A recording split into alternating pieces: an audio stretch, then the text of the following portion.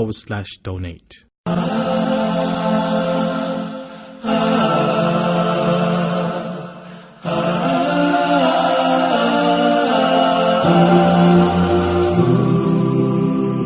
Assalamu alaikum everyone. Alhamdulillah wa salatu wa salamu ala Rasulillah sallallahu alayhi wa sallam wa ba'd. Always we remember Allah, we begin with praising Allah subhanahu wa ta'ala. We send our greetings and prayers of peace upon the Messenger Muhammad sallallahu alayhi wa sallam. So I'm storytelling. Inshallah. Alright. Look, let's begin with stories from the past, like distant past. You know how we were talking about Sahaba and Tabi'een? Sometimes we think, they live a dry life. Actually, they lived a very comical life at times.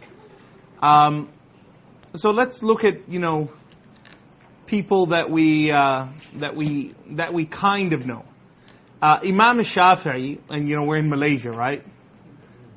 Which is, alhamdulillah, well established upon the madhab of Imam Shafi'i, rahmatullahi alayhi. Ever wonder why? Why is Imam Shafi'i so foundational? Like, why is he so, authoritative? Who is this mountain of a man? There's numerous amazing instances of intellect and wisdom from the life of Imam Shafi'i. You see, as a young boy, his mother, and he was an orphan, he didn't have a father, his mother brought him back from Gaza, Palestine. May Allah subhanahu wa ta'ala granted its freedom. And she traveled back. He is Qurashi. She's from the tribes of Quraysh. She left Palestine where he was born and went back to Mecca and wanted to raise him to be a alim. And there are authentic hadith of the Prophet Muhammad sallallahu alaihi wasallam where he says that there will be a scholar from Quraysh, يَمْلَأُ الدُّنْيَا عِلْمًا, who will fill the world with knowledge. Right? You're sitting here, way over the other side of the world, right? Full of knowledge that is virtuous, that is attributed to this man. Rahmatullahi alayhi al-Imam al-Shafi'i. So as a young boy, his mother took care in his education. And at around the age of 9, some say 12 years old, he had exhausted all of the scholars in Mecca. There was no one there in Mecca that he could learn from. He had mastered everyone and everything. So the head teacher of Mecca wrote a letter for Imam al-Shafi'i. He told him, أَعْلَمُ النَّاسِ, the most knowledgeable of people living now, who can benefit you, is Imam Malik, who lives in which city? Medina. Al-Imam Malik. Malik ibn Anas, rahmatullahi alayhi. Take this letter, tell him that I want to be your student. And return this book to him. Now the book of Al-Imam Malik is called Al-Muwatta. At that time, up to the time of Imam Bukhari, which is 300 years later, or 150 years later, no book on the face of the earth was more authentic in terms of the narration of the statements of the Prophet Muhammad sallallahu alaihi wasallam than the book of Imam Malik. Imam Malik, after he wrote his book, he sent a copy to Mecca, to the scholars. And he told them, put this copy on the roof of the Kaaba and leave it there for a year before I publish it and let anyone read it. If it is a work that is blessed by Allah, Allah will preserve the book. Can you imagine? In the heat, in the sun, in the desert, in Mecca, in the ancient times, ink that is written on parchment, for it to remain preserved in that condition in the open, it would be something that would be divine intervention. And the Imams of Mecca at the time gave the book as it was the day it was written to Imam al-Shafi'i and wrote in the note, قَدْ تَقَبَّلَ اللَّهُ مِنْكَ, Allah has accepted it from you. Return this back to Imam Malik. Now the journey would take about 12 days on camelback from Mecca to Medina at that time. Imam al-Shafi'i, who's 9 years old, opens the book and begins to read. When we say read, I mean memorize. By the time he traveled from Mecca to Medina, at the age of 9, maybe 12, up to 9 to 12 years old, he memorized all of the Muwatta. In 9 days, in 12 days. All of it. Knocks on the door of Imam Malik. Says, Assalamu alaikum, I have this letter for you. I know I'm only 12, but I want to be your student. Imam Malik, who was alim, la yufta wa malikun fadim. No one can give fatwa if Malik lives in that city. No one's allowed to speak. Because his knowledge overcomes any adversary who's going to debate him. Imam Malik, it's almost as if he looks down on Imam Shafi'i and says, listen, you need to sit with my students, not even my students. The students of my students. And Imam Shafi'i says, yes, but I have this letter. He says, listen, what have you learned? So Imam Shafi'i says, I know your book. He said, which book? He said, the one that was on the Kaaba that I bring to you back today. He goes, أقرأته, you read it? He says, yeah, yes. He says, what did you understand from it? He says, حفظته عن ظهر قلب. I've memorized it in my heart. The time of Salatul Asr was called the Adhan. He said, بعد العصر اقرأ علي. Read it to me. Meaning, from your memory. Imam Malik sat with Imam Shafi'i in the masjid of the Prophet Muhammad ﷺ. Imam Malik, because he used to sit near the grave of the Prophet ﷺ, near the home of Aisha radiallahu anha, before he would narrate a hadith, he would point and he would say, قَالَ صَاحِبُ هَذَا الْقَبْرِ. The one who inhabits this grave said, sallallahu alayhi wasallam. Could you imagine? When you narrate hadith, you're in the presence of the Prophet ﷺ. He says, the one who's there, who is now in that grave, spoke this word. That's got to shake you. So Imam Shafi'i, from Asr prayer till the next Asr prayer, narrated from memory the whole Muwatta at the age of 9 to 12 years old. Wow. So he became a student of Imam Malik. Now let's start to tell you some stories. One day a man comes to Imam Malik, asks him a question. He says, Ya Imam, who's more beautiful? My wife or the full moon? My wife or Al-Qamar? Imam Malik said, your wife. What do you mean your wife? Look at the moon, man. Look how beautiful it is. This full moon, Badr.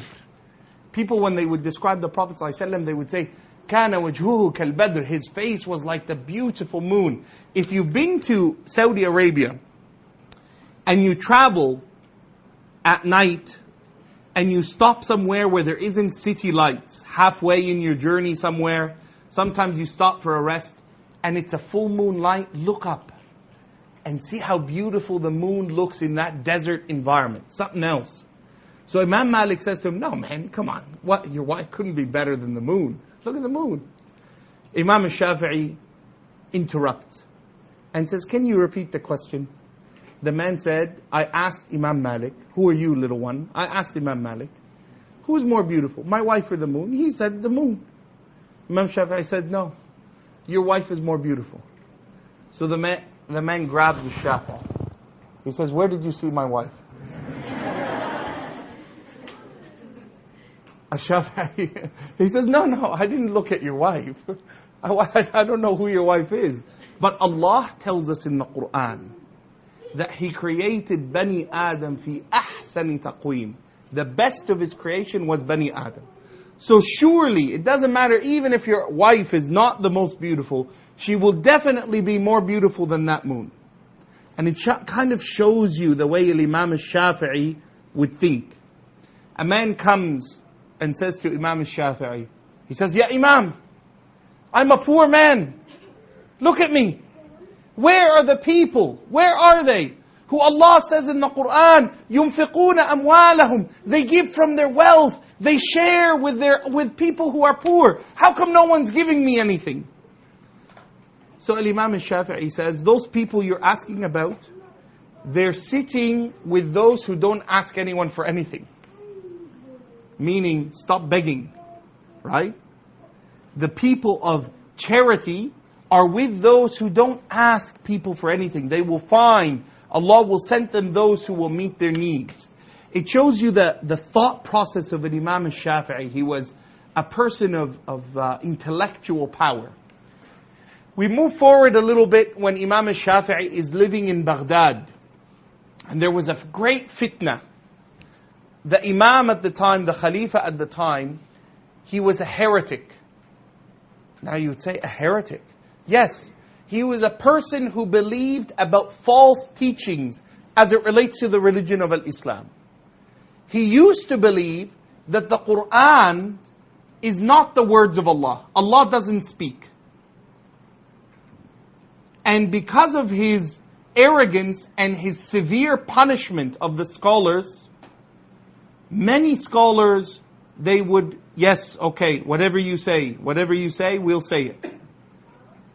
So when he heard that there were others who rejected this, he heard that Shafi'i said no, Imam Ahmad said no, Imam Malik said no. These great Imams, they're known to us with that title, Imam, because they were leaders when others fell. They were strong upon the truth. He said, bring them to me. Imam Malik, his arms were put between two horses. And he was asked, is the Quran the word of Allah or did Allah create it? Now if you say the Quran is created, it means it lives and can die. So it's not eternal. And it means you are limiting Allah, that Allah cannot speak. When Allah says in the Quran, وَكَلَّمَ اللَّهُ مُوسَى تَكْلِيمًا. Remember how one of the brothers asked about 73 sects? That's one of them. These people who came with these philosophical ramblings. How can the divine speak? Doesn't make sense. But the scholars, they stood firm. No, Allah said He spoke to Musa. And Allah tells us that the Quran, kalamullah. And the Prophet ﷺ said it. So as soon as Imam Malik said, no, I will not say what you just said, he ordered the horses to be pulled. And the arm of Imam Malik, his arms were dislocated.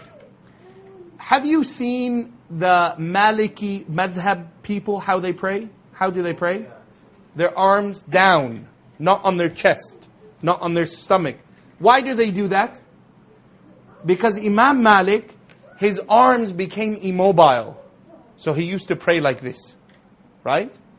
That's where, a part of where they get it from. Right? He said, bring Shafi'i. Imam Shafi'i, remember we're telling you he's an intelligent young man. He saw this happen, heard of this happen. He said, well, I'm going to find an avenue that frees me from this fitna and will show others how to also save themselves. So this Ma'mun, he brings him up in front of everyone and he says, is the Quran created? So Imam Shafi'i holds his hand up, he says, Quran, Injil, Zabur, Torah, all created. The Khalifa, he says, oh, that's good. Not just Quran, everything. All right, you're free to go. And everyone's shocked. Imam Shafi'i said, no. My finger is Quran, Injil, Torah, Zabur. All of me as a person is created. The word of Allah is not. So he used his logic. Imam Shafi'i was a person who was not just a literalist.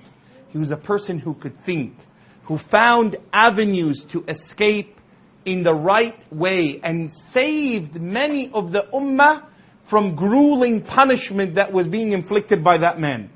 So whenever that imam would come and he would test the ulama, what would they all do? They'd follow Shafi'i. They go, Quran, Torah, Zabur, it's all created. Meaning, our fingers. So I go, oh, good. All of you are like a Shafi'i. Used his intellect. Rahmatullahi alayhi. It shows us that the imams that we come to appreciate, who are part of our namesake, are people we admire, not just in, a mythological kind of context, But they dealt with real problems. They were put under real strain. They were tested in their faith. They had to show leadership at times when others crumbled. There's another Imam, his name is Imam al-Dhahabi. Any of you hear of this Imam, Dhahabi? He's a recorder of the hadith of the Prophet ﷺ. He's one of the students of Imam Ibn Kathir. Any of you hear of Ibn Kathir? The explainer of the Quran, right? Tafsir Ibn Kathir. And Imam al-Dhahabi is one of the most profound verifiers of the hadith of the Prophet ﷺ. Which is sahih, which is da'if, and so on. Imam al-Dhahabi was not a very handsome man. He says that about himself. One of the books he wrote, one of the most valuable books for students of knowledge, is called Siyar A'lam al-Nubala, the biography of the noble individuals in Islamic history. From the Sahaba onwards, up to his generation. Everyone who had something to contribute to Islam, he wrote their name and gave their biography and stories of their life. And he includes his own story. He says, I know I'm not a handsome man. I can admit it. But because of my knowledge and my sincerity to Allah, when I wanted to get married, all of the women of my city, they would be very happy to marry me. So I chose the wealthiest, the prettiest, and the most noble of them. I didn't aim low, I aimed high. I went for the top. And he says, after many years of marriage, my wife said to me, she said, Anta wa ana fil Jannah. You and I are definitely going to Jannah. Now that's a strange statement. How do you know? He says, how do you know I'm going to Jannah? She said, it's easy. Allah blessed you with marriage to me. And you've been good to me. So you're definitely going to Jannah. You're a good man, a good husband. You know what it means when your wife says that to you, brothers? Because your wife, when you get married, she's going to know the things outside people don't know. She's going to know whether you really pray Fajr or not. She's going to know how much Quran you read or not. She's going to see, do you make dua and dhikr and tasbih or not? She knows you in your real life, not just what people outside see. So when your wife, inshallah, one day your wife, inshallah, ya Rabb. Inshallah, your wife may look you in the face one day and say, because of what I know of you, I am sure in my heart you will enter Jannah. You should be proud. You say, MashaAllah. Imam Shafi'i said, MashaAllah, MashaAllah. He said, but hold on a second. Okay, we know why I'm going to Jannah. How about you? She said, because I accepted your proposal and have been patient. Because he's not very handsome, right? Right? Now could you imagine the Imam writing that about himself? Right? It's amazing. But it's an amazing, account of realism. We look at it, we say Imam al-Dhahabi, right? But look at the frankness that he talks about. There's a wedding I'll be attending soon, inshallah, for Sister Sakina and Abdul Qayyum this Thursday and Friday. Family friends of mine. And, I was thinking, what am I going to say on the day? I'm going to give us a small 1-minute talk. And I remembered the story of two of the most important judges who lived in the time of the Tabi'een. Al-Imam al-Sha'bi wa Shurayh al-Qadi. He was the chief judge of the Muslim empire. And one day they met and they asked each other, كيف حالك مع زوجتك? How is your life with your wife? He says this to Al-Imam al-Sha'bi. When you look at the Sahih al-Bukhari, you will find almost maybe 50% of all the hadith to the Prophet ﷺ. He's one of the main narrators. He's one of the foundation points in relaying the sunnah to us through Sahih al-Bukhari. He's a foundation in hadith. So he's a man of uprightness.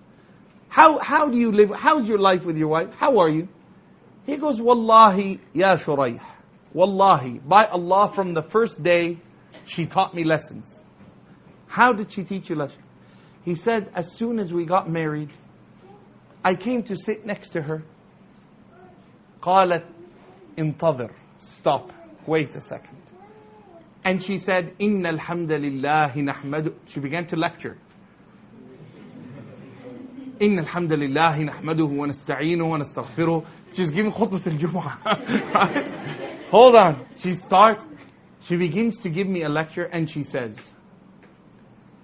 of all the women in the world who were prized by their father and mother, I am that one. And had not Allah created men for women and women for men, I wouldn't have married you. I would have stayed with my family. They're rich, they're wealthy, I don't need you. But Allah has joined us together.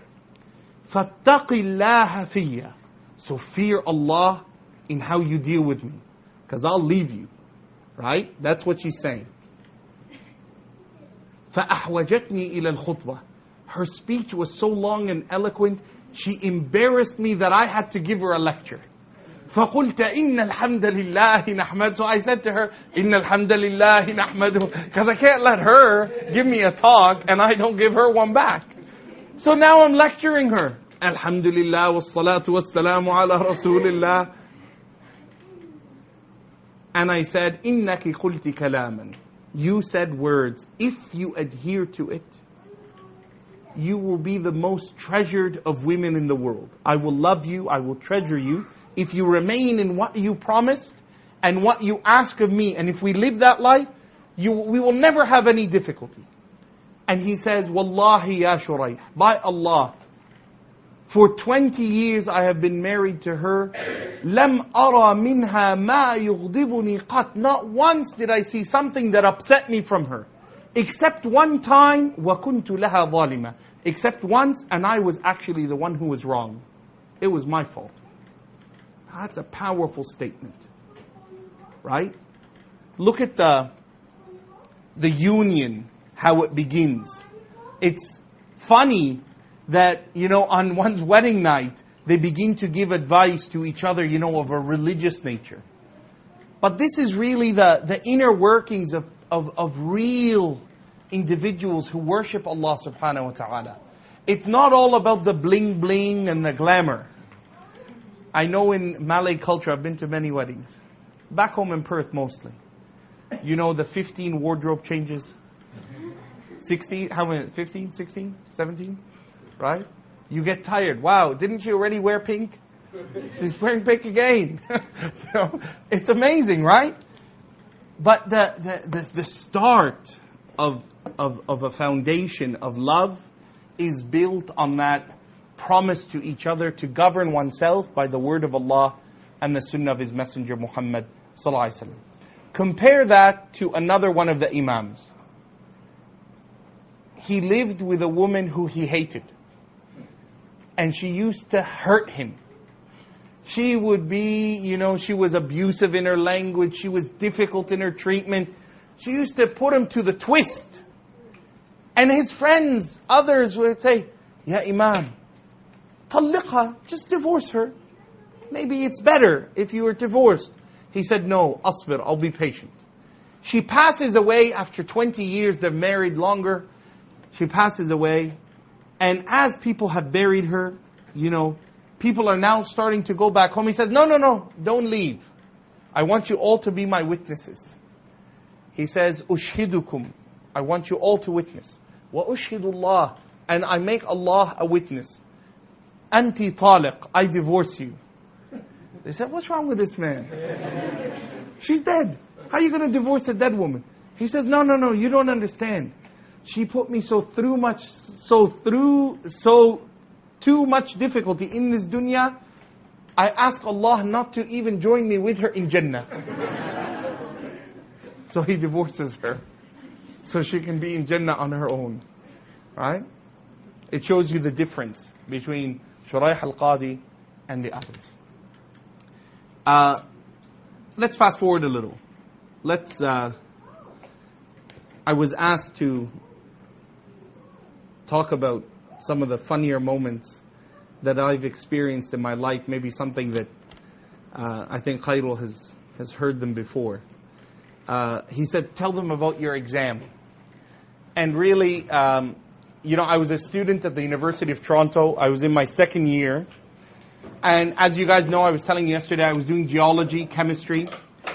And I got really interested in forensic science, CSI and all that kind of stuff. So I thought, I'll do a minor in CSI kind of stuff, forensic science. And initially, you're allowed to do the first 2 years of it. And then they they kicked me out. They said, no, sorry, Mr. Ibrahim. After your psychological profile, we can't have you on. You're not fit for the job. There's certain criteria. They're right. I don't like blood. So I don't know what I was thinking, right? So here I am in this forensic science exam, and I'm taking forensic science he's still teaching. You can Google him. University of Toronto, Professor Mellenby. And he's the department head. And it's Forensics 239, the course. And we came to a module about forensic psychology.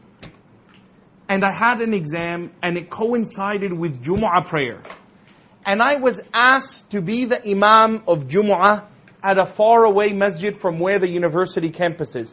20-minute drive at least, even if I'm super quick. So I call up the masjid and say, Brother Yahya, this is really, we have no one else, you have to come. I said, Ikhwan, I got an exam. Please, brother. I said, okay, let me talk to my professor. I ring up, can I come and see you when you're out? Yes, come, Mr. Ibrahim. I went. I said, listen, the exam starts at 1, but we have Friday prayers at 1. And because I'm praying at a mosque in Mississauga, which is a little bit of a distance from where we are, it's going to take me at least 25, 30 minutes to get here. And the exam, it's a 50-minute exam from 1 to 1:50. It means I'm only going to have 20 minutes left. Do you mind if I take it from 12, and as soon as I'm finished, the next set of students will come in. I won't be able to talk to it. He goes, Mr. Ibrahim, we're not here to meet your, blah, blah, blah, blah, blah. Either you're there or you're not. Whatever time you have left is the time you have. We have no extensions. And I said, all right, thank you. And I thought, it's okay. I'm going to go do my Jumu'ah. And after Jumu'ah, I said, Salaam alaikum, Salaam alaikum. I was running, jumping over people, got in the car, flying. And I got to the university, double parked my car. I said, if I get a ticket, it's okay. Just threw my car. And I ran, and I got there 1:40 something. 10 minutes left. And he smiles at me as he gives me that smile, right? Oh, thank you very much, sir. Yeah, thank you. And I sat down, and I thought, okay, look, let me do as many, and it's multiple choice. You know the multiple choice card that you put through the computer that scans it? Do you use those here? Yeah. You just fill in the circles? Yeah. I read the questions. It's a psychology and psychiatric component.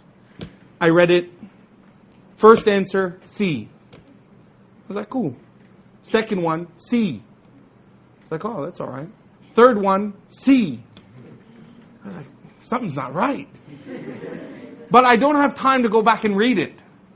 Fourth one, C. 1 minute left. Fifth one, C. And I thought, 30 seconds left. I just put C, C, C, C, C, C, C. 80 questions. And I just put the whole thing C.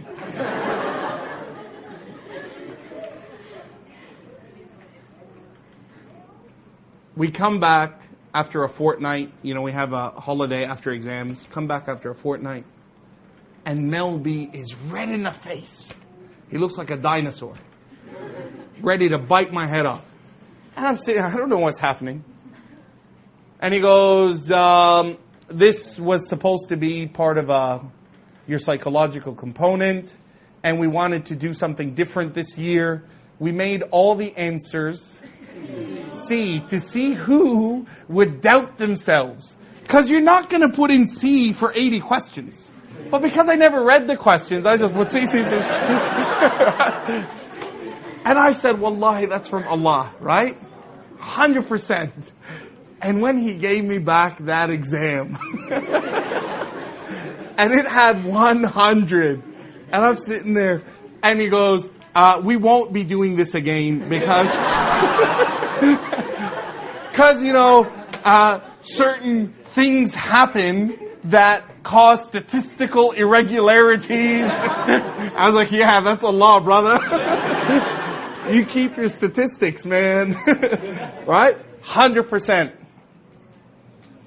And honestly, when I tell that, I honestly say it in reality, in my heart of heart, in my belief, that is Allah helping an individual who chooses something for Allah. Right? And I got an A in that course because that exam was a 40-mark exam, 40% of my final. And I knew I was being graded a little. I was still doing well. I get back my exam, B+, when it really is an A paper. It really was A. But I get like a B+. You get that sometimes, right? And that exam put me over the top. I was like, yeah, that's how we do it. Muslim style, brother. Don't you go against Jumu'ah,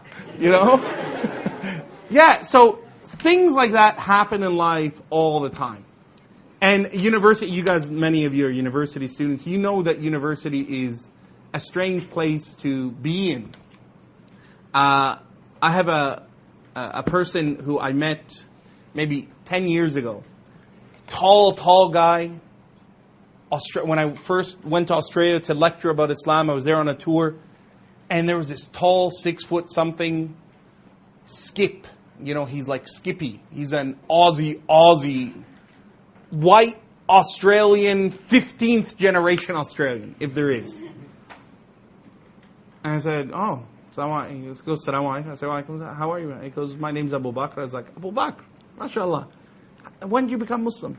He goes, I've been Muslim for like 4 or 5 years now, alhamdulillah. I said, what brought you to Islam?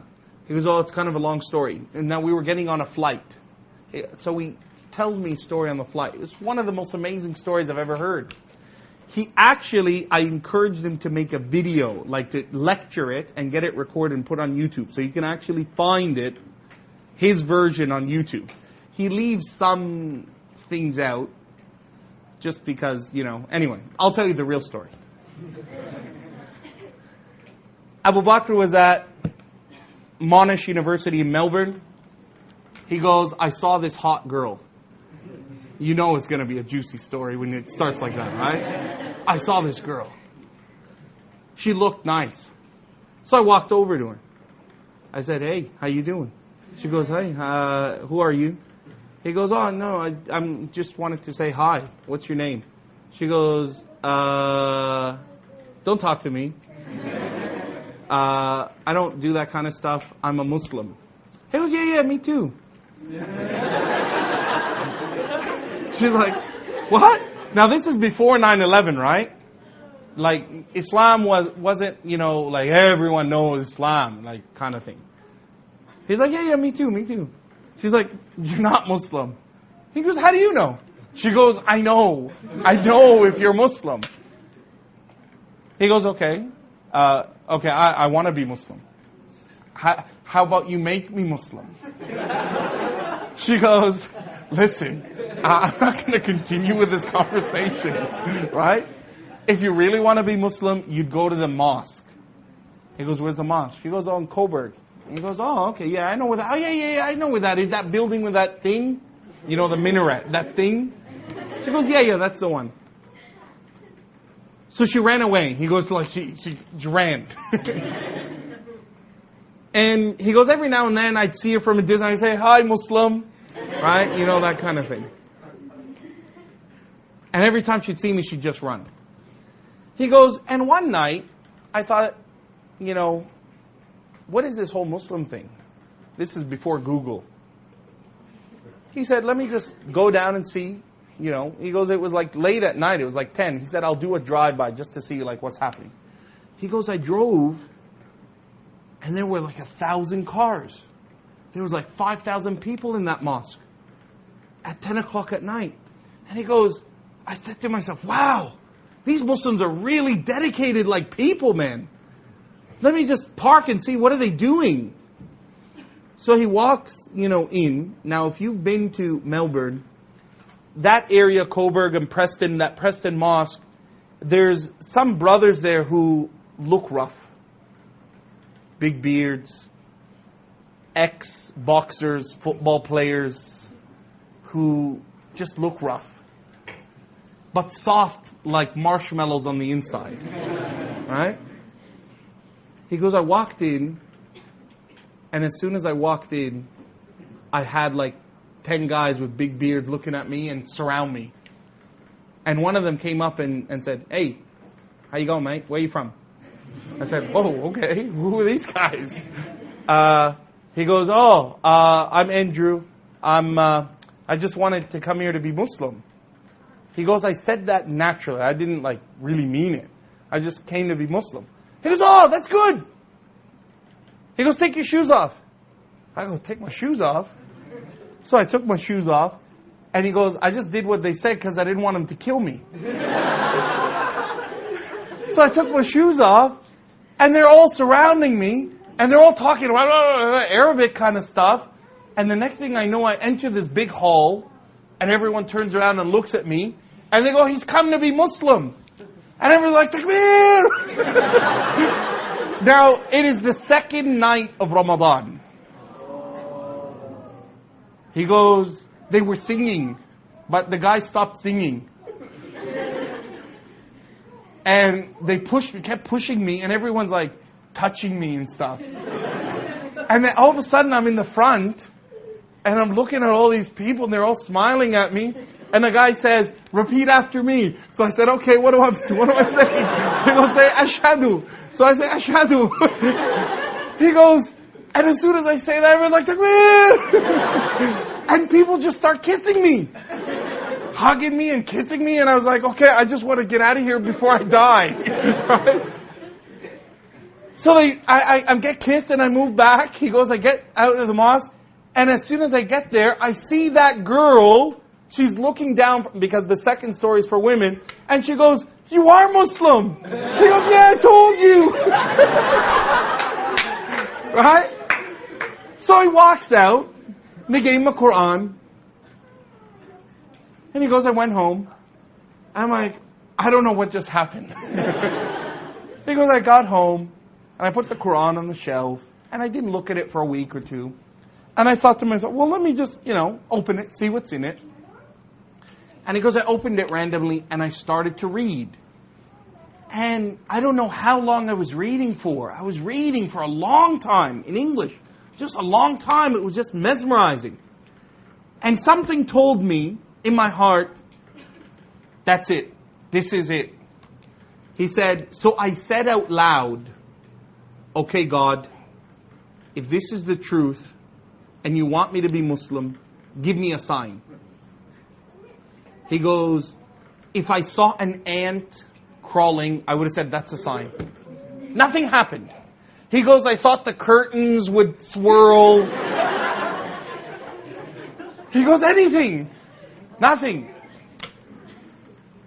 So he goes, after about 5-10 minutes of waiting, I said, okay, God, I'm going to give you 5 more minutes. And he literally said, I said, okay, I'll wait another 5 minutes. He goes, nothing happened.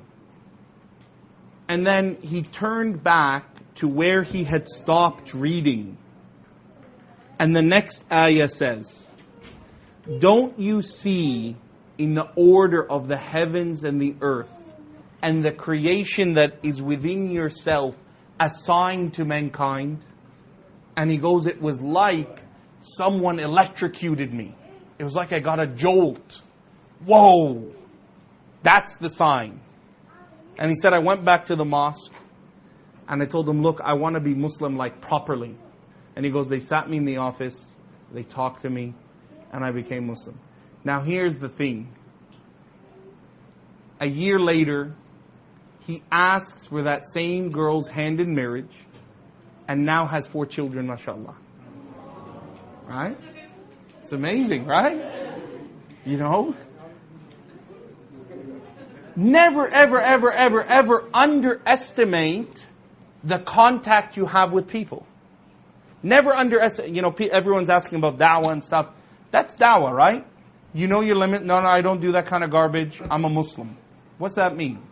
Oh, you want to find out? Go find out over there. I'm not going to give you da'wah. Oh, here's my number. Call me. No, that's not da'wah, brother or sister. Right? That's not it. You have limits. Go to the mosque. Allah opens hearts who have hardened and makes them soft. Right? People come to Islam. إِذَا جَاءَ نَصْرُ اللَّهِ وَالْفَتْحِ. When you see the victory of Islam come, وَرَأَيْتَ النَّاسَ يَدْخُلُونَ فِي دِينِ اللَّهِ. You will see people flooding into the way of Allah subhanahu wa ta'ala, into the faith of Islam and submission to Allah. Enough stories? One more? One more story? Why not? We'll give you a Malaysia story. No. I'll give you a spooky story. Because we're at a campfires and... I was a young guy. I'm still young, by the way, but I was a young guy. Younger, yes. I was about 17. Maybe the age of some of you guys. At the age of 17, alhamdulillah, I was maybe 18. 17, 18. Maybe even 19. Maybe. I was still a teen. And I was privileged enough, alhamdulillah, because of my Arabic background and because I had a keen desire to learn, and because it was an opportune time in North America, that there were people who were coming from different places around the world to talk about Islam, scholars. And because the people who translated for the scholars either had a really thick English accent, they didn't know English well, or they knew English but didn't know Arabic well. So all of a sudden they say, hey, Yahya, you know the Quran, you've memorized the Quran, you speak Arabic, you're beginning to study Hadith. Why don't you translate for these people? So I became a really sought after speaker. For about the first 5 years of my Islamic education, it was just basically translating for these big dignitaries.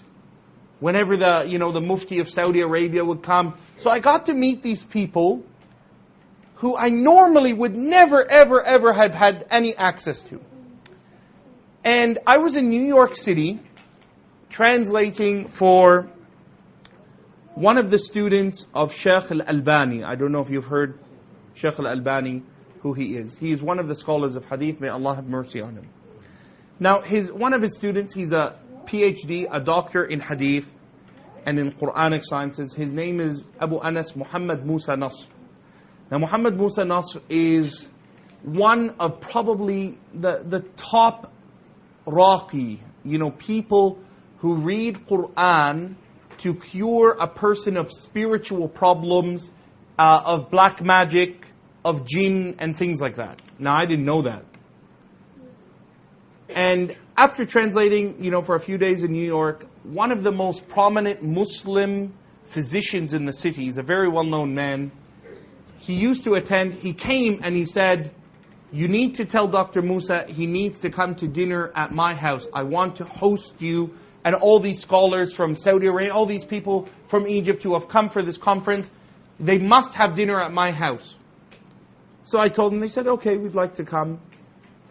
And when we pull up to this, it's a mansion really. We pull up to this mansion and we all start getting out of the cars that the man has sent. Dr. Abu Anas, Dr. Musa, he says, I know why this guy asked us here. Now, at that moment, I should have got back in the car. But I didn't know. I said, all right. I didn't understand what that meant. So all the other shuyukh, they looked at him and they said, Ya Abu Anas, none of your activity today. Let us have a peaceful dinner and let's get out of here. We don't want any funny business. And I don't know what's happening. I'm this shy, innocent little puppy, 17 years old. I say, all right. Well, I don't know what these guys are talking about. So we go. And there was, this large entrance area, couches and everything. And I sat on the ground right behind them. So you had, I think, Sudais and all these sheikhs were there that day. So I'm sitting on the ground, translating and stuff. And Abu Anas tells me, ask doctor, the doctor, to bring his son. Now, I go, okay, who's his son? How do you know his son? Like, you've never spoken to this man before. As soon as I say to the doctor, Abu Anas wants to speak to your son, he starts crying. He says, how does he know about my son? I say, I don't know, man. I'm just hanging out. I don't know. How do you know? I don't know. He starts crying. He goes, yes, the reason I brought you here, tell him, is that my son, I heard that you're very good at helping people, and my son needs your help to read Quran on him. He's got a little bit of a thing bothering him. And Abu Musa goes, yes, I know. I can feel it. I was like, feel it? What's he feeling? What's happening? So I'm sitting there, hanging out. In enters this 18-year-old young man. He looks healthy enough. And he says, come. So I tell the guy, you just come over, the sheikh wants to say salam alaikum. And the sheikh's sitting on the couch. As soon as this young guy comes, the sheikh gets up off his seat, grabs him by the chest. And this boy just goes limp. Now I'm about to faint. Because I'm like, uh-oh, it's going down. What's happening? Something's going on, What's happening?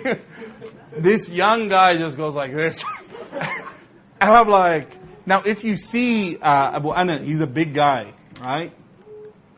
He's holding this guy up like this from his shirt collar. And he goes, Yahya, hold my arm. I think he needs me to support him. So as soon as I touch Sheikh Muhammad Musa's arm, I feel it's as if razors are clawing at my skin. Something wants to debone me. And I let go and scream. And run. I just start running. And the sheikh's holding it and he looks at me running. And he says, if you're scared, leave. I say, I know, brother, I'm going. So I go, I just need to make wudu, man. So I run. I go to the bathroom, I make wudu. I'm reading every verse in the Quran that I know simultaneously. And I look through the door, and he's reading Quran on this boy. And I said, I ain't going back in there. And I literally didn't. He told me, if you're scared, don't come in. Go sit in the car. They actually brought me dinner in the car. I sat there the whole night. I said, they can find another translator, man. That's one of my funnier moments. And I mentioned this story for two reasons. One is, as we live in this world, there are things we see that are tangible, that are real. You can knock on them. They're there. But equal and parallel to this world, in our world, in with us now, don't be scared. There is a world that you don't see. A world of angels and a world of jinn. All of it is governed by Allah subhanahu wa ta'ala.